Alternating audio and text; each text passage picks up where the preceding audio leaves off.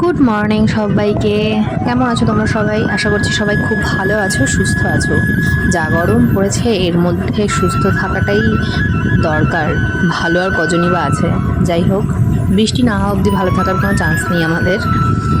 এর মধ্যে শরীরটাকে যতটা পারো বেশি বেশি করে জল দাও, শরীরে জল দাও। লোকে সবাই গাছে জল দেয়, আমরা শরীরে জল দেবো। যাই হোক, চলো ব্লগটা স্টার্ট করি। তোমরা পুরো ব্লগটা দেখতে থাকো, আশা করি তোমাদের ভালো লাগবে। সকালবেলা ঘুম থেকে উঠেই না ফ্রেশ হয়ে গেছি। ও এসেছিলো তো 2 কাপ চা, লিকার চা আর টোস্ট বিস্কুট নিয়ে দুজনে খেলাম, ও বেরিয়ে গেল।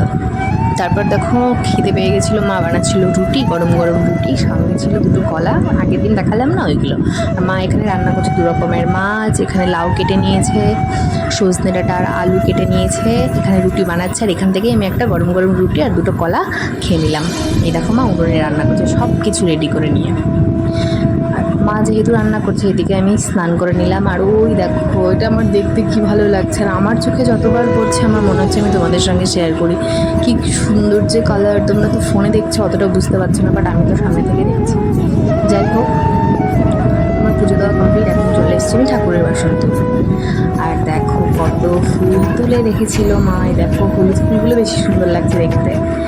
আর যে ঠাকুর যেসব ফুল পছন্দ করে আমি সেই সব ফুল দিয়েই পুজো দিই। আর মা সেই সব ফুলগুলোই তুলে রাখে, বাদ বাকি কোনো রকম ফুল আমার মা তোলে না, যেসব ঠাকুরের পছন্দ নয় বিশেষ করে। তারপর দেখো খেতে বসে গেছি। এখানে অনেক রকম রান্না হয়েছে, তোমরা দেখলে। আমি তার মধ্যে বেগুন ভাজা, আলু সেদ্ধ, ঘি আর কাঁচা লঙ্কা একটু নিয়েছি। এটা আমার খুব ক্রেভিং হচ্ছিলো খাওয়ার জন্য, ওই জন্য আগে এটা খেয়ে নিলাম। তারপরে মা কী রান্না করেছে দেখাই চলো। তারপরে রান্না করেছে সজনে ডাঁটা আলু দিয়ে মাছের একটা ঝোল। তারপর রান্না করেছে ওই যে বাটা মাছগুলো মশলা দিয়ে, এটা খুব ভালো হয়েছিল খেতে, সবগুলোই ভালো হয়েছিল। আর মাছের মাথা দিয়ে লাউটা তো অসাধারণ হয়েছে। আমি এইটুকু খেয়েছি, আমার ভাতটা কমপ্লিট হয়ে গেছে খাওয়া। তারপরে দেখো আমি না এটা শুধু শুধু খেয়েছি, এটা খুব খুব ভালো হয়েছে খেতে। দেখো থালার পাশে আমি কাঁটা সাজিয়ে রেখেছি, যারা যারা নোটিস করতে পারছো দেখো। তারপর না ঘরে দই ছিল আমার, দই দিয়ে আর পাঁপড় দিয়ে খেতে যে কি ভালো লাগে।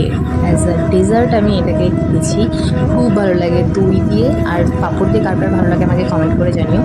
তো আমার খাওয়া দাওয়া হয়ে গেছে, এবার আমি বাবাকে খেতে দিচ্ছিলাম। আর বাবাকে জিজ্ঞাসা করছিলাম, তুমি কি আমার মতন একটু আলু সেদ্ধ, বেগুন ভাজা এগুলো একটু খাবে? তো বাবা বললো হ্যাঁ দে। তো আমি ওই বাবাকেই সেটা থালার মধ্যে তুলে দিচ্ছিলাম। আর আলুটা না একটু ঠান্ডা হয়ে গেছিলো, একটার জন্য আর মাইক্রোতে দিইনি, যেহেতু বেগুন ভাজা একটু গরম গরম ছিল। ওই কড়াইতে না আমি আলুটাকে একটু থেতো করে নিয়েছি, সেটাই এই যে বাবাকে তুলে দিচ্ছি। মা আর দাদা দুজনের খাওয়া হয়ে গেছে, বাবা লেট করেছে, ওই জন্য আমি ভাবলাম বাবাকে আমি দিয়ে দিই, আমার খাওয়া যেহেতু হয়ে গেছে। এইরকম ক্রেভিং কার কার হয়? একদম সিম্পল একটা খাবার, আলু সেদ্ধ, বেগুন ভাজা, কাঁচা লঙ্কা আর ঘি, কার কার এরকম ক্রেভিং?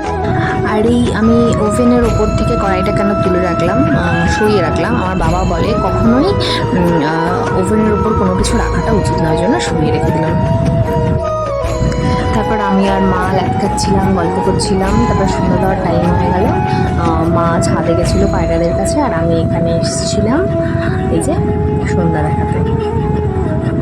এইরকমভাবে ধূপ ধুনো বা প্রদীপ ঘোরানোর জিনিসটা মা আমাকে শিখিয়েছে, যেহেতু সব ঠাকুরের প্রায় এরকম দেখবে ক্রিস ক্রস করা থাকে, ওই জন্য।